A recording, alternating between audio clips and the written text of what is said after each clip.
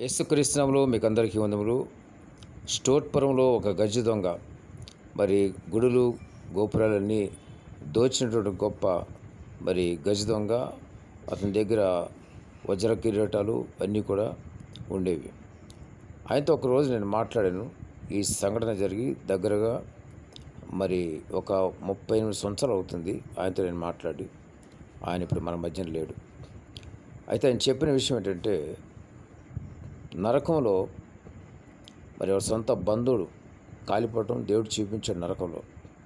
అప్పుడు వెంటనే ఇతను మోకరించి ప్రార్థన చేసి దేవుని దగ్గర పశ్చాత్తాపడ్డాడు. ఆయన దొంగిలించిన వజ్ర కిరీటాలు ఇంకేదైతే దొంగిలించినాయో ఆయన దగ్గర ఉన్నాయని కూడా పోలీసులకు తిరిగి అప్పగించేశాడు.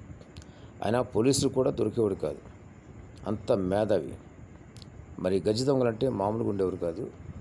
వాళ్ళకున్న తెలివితేటలు ఎవరికి కూడా ఉండవు. అంత గొప్ప తెలివితేటలు వాళ్ళకు ఉంటాయి. ప్రతి ఒక్కరు జ్ఞాపకం చేసుకోండి, నరకం అనేది ఉన్నది.